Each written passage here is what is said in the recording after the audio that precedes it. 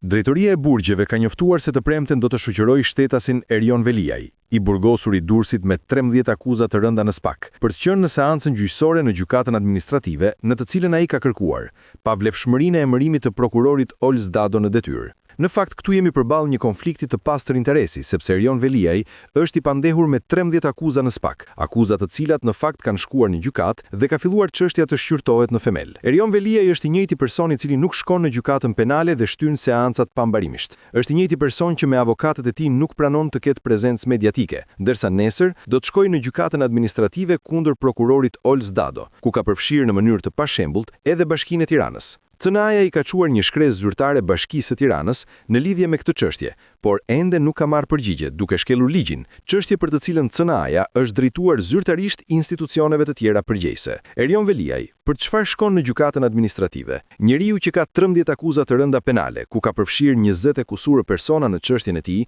nuk shkon në gjykatën kundër korrupsionit dhe krimit të organizuar pas akuzave të SPAK, por shkon në gjykatën administrative. Është e qartë, ne po e shkruajmë që sot, le të mbetet si dëshmi. Strategjia duket e thjeshtë. Shkon në gjykatën administrative, merr tufa me letra, flet mban fjalime për të impresionuar, pa përdorur termin intimiduar, gjyqtarin në detyrë dhe fjalën e tij, ku do të vazhdojë të flasë gjatë në lidhje me një çështje ku Erion Veliaj në parim është në konflikt të pastër interesi, pasi prokurori Ols Dado është njeriu që e ka hetuar së bashku me prokurorin Altin Dumani. Por çështja është dhe shumë e thjeshtë. Erion Veliaj mendon se duke bërë veprime administrative do t'u hedhë hi syve njerëzve, por nuk është një prokuror. Çështja ka 2 prokurorë, edhe pse Altin Dumanit ka frikë t'ia zërë emrin me gojë.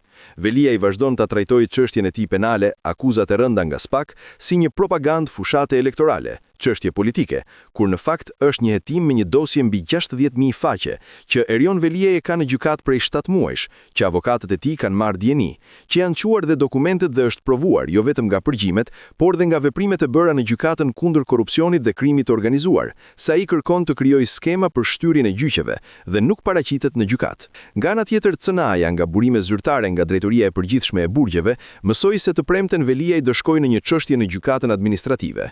Ndërkohë nga ana tjetër, mund të theksojmë se prej javësh Erion Veliaj kërkohet që të shkojë në gjykatën penale të Tiranës për çështje të ndryshme që e kanë kallëzuar gazetar, politikan dhe nuk paraqitet, ashtu si kundër faktit që nuk shkon as në gjykatën kundër korrupsionit dhe krimit të organizuar, ndërsa është i gatshëm të shkojë në një gjyq administrativ ku është në konflikt të pastër interesi, thjesht dhe vetëm për të impresionuar gjyqtarin.